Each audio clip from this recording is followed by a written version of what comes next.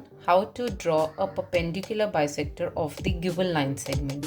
In these type of questions generally you are given with the line segment of any measurement. कोई भी line segment आपको दी जाएगी, उसका measurement given होगा या नहीं भी given होगा, तो उसका perpendicular bisector कैसे बनाना है. Now perpendicular bisector or line of symmetry or axis of symmetry or perpendicular bisector or simply line bisector. तो these four terms means the same thing. आपको कुछ भी पूछेंगे, चाहे वो लाइन बाइसेक्टर पूछे, चाहे परपेंडिकुलर बाइसेक्टर पूछे, चाहे एक्सिस ऑफ सिमेट्री पूछे, चाहे लाइन ऑफ सिमेट्री पूछे, उस केस में आपको यही एक कंस्ट्रक्शन करनी है. The line segment of 6 cm and bisect it, or draw a perpendicular bisector of it, or draw a line of symmetry of it, or draw an axis of symmetry of it. So what will we do? First of all, we'll draw a line segment of 6 cm. आप इस तरह से scale रखिए. यहाँ 0 से start करते हुए best way क्या होता है, 0 पे एक डॉट लगा दो. उसके बाद मुझे 6 सेंटीमीटर की लाइन चाहिए तो 6 सेंटीमीटर पे एक डॉट लगा दो. उसके बाद स्केल के बिल्कुल टच करते हुए है पैरेलल ये आप लाइन सेगमेंट ड्रॉ करो. इससे क्या होगा, एक तो आपकी लाइन नीट भी बनेगी और एक आध पॉइंट आगे पीछे भी नहीं होगा, बिल्कुल परफेक्ट बनेगी. ये आपकी 6 सेंटीमीटर की लाइन बन गई. सबसे पहले आप यहाँ पे नीचे इसको 6 सेंटीमीटर मेंशन करेंगे और इसको कोई भी अल्फ़ाबेट से नेम कर देंगे. नेमिंग बहुत इंपॉर्टेंट होती है कंस्ट्रक्शंस में, तो will do the naming portion. अब इसमें आर्क जो हम परपेंडिकुलर बाइसेक्टर कर रहे हैं, वो उसका सबसे इम्पॉर्टेंट पार्ट क्या है, हम अपना ये जो कंपास है इसको अंदाजे से खोलेंगे. कैसे खोलेंगे, आप इस निडल को यहाँ पे रखो इस पॉइंट पे और इस कंपास को अंदाजे से आधे से ज़्यादा खोलेंगे. हमें यहाँ पर अब स्केल की ज़रूरत नहीं है, बिल्कुल भी अंदाजे से एक एस्टिमेट रहता है, हमें दिख जाता है कि मिड पॉइंट कहीं यहाँ कहीं होगा, तो बस उससे थोड़ा सा ज़्यादा आप इसको खोल लो. एक बार खोल लिया, अब हम इसको नहीं छेड़ेंगे. यहीं पर हमने कंपास की निडल रखी है.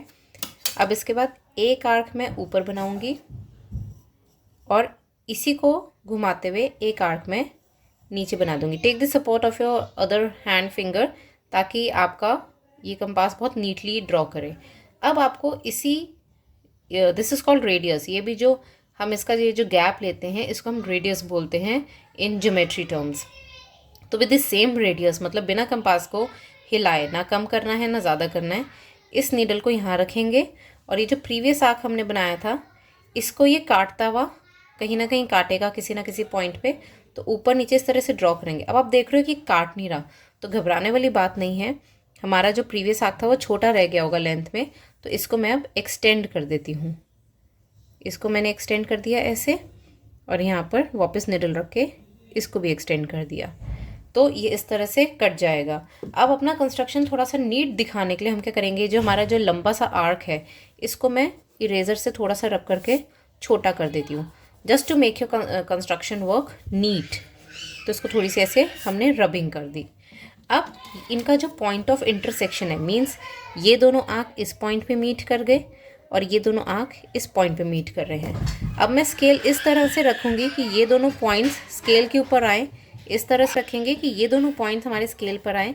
अब मैं इस लाइन को इस तरह से जॉइन कर दूँगी.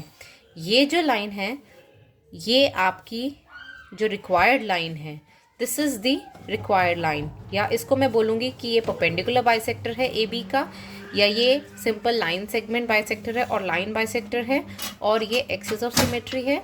मैं ये बोलूँगी कि लाइन ऑफ सिमेट्री है.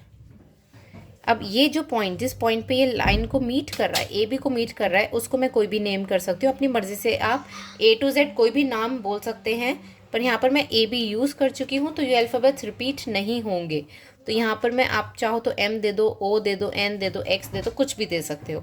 और ये जो हमने ये जो लाइन बनाई है, दिस इज़ लाइन सेगमेंट, और ये हमारे लिए लाइन है बिकॉज ये मैं जितनी मर्जी लंबी बना सकती हूँ. तो यहाँ पर ये जो पॉइंट ऑफ इंटरसेक्शन के पॉइंट्स हैं इनको भी हम नेम कर देते हैं. सी और डी कर दिया सपोज.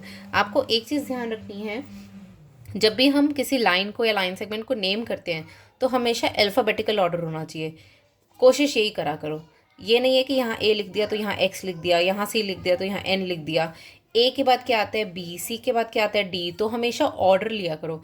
हम यहाँ पे एक्स वाई भी ले सकते थे, हम यहाँ पे ओ एन भी ले सकते थे, हम यहाँ पे वाई जेड भी ले सकते थे, पर जो भी दो आप अल्फ़ाबेट्स यूज़ करो वो हमेशा ट्राई करो कि वो अल्फ़ाबेटिकल ऑर्डर में ही हो. अब नाउ इसमें आप ये बोल सकते हो कि C D is perpendicular bisector of A B, और C D is bisector of line A B, और C D is a line of symmetry to A B, और C D is an axis of symmetry to A B. तो हर case में यही construction होगा। आप D से check भी कर सकते हो कि ये जो लाइन है आपका 90 डिग्रीज का ही आएगा। मैं आपको शो भी कर देती हूँ। यहाँ पे हमने डी रखा, डी का ये जो पॉइंट होता है इंटरसेक्शन पॉइंट, ये इसी डॉट पर रहेगा। और आप देख सकते हो कि ये जो मेरी पेंसिल वाली लाइन है ये पूरी 90 डिग्री पर ही जा रही है। बोल्ड लाइन आपको दिख रही है तो 90 डिग्री को ही टच कर रही है। तो परपेंडिकुलर का मतलब होता है कि एंगल 90 का बन रहा है आपका। तो this is the perpendicular bisector.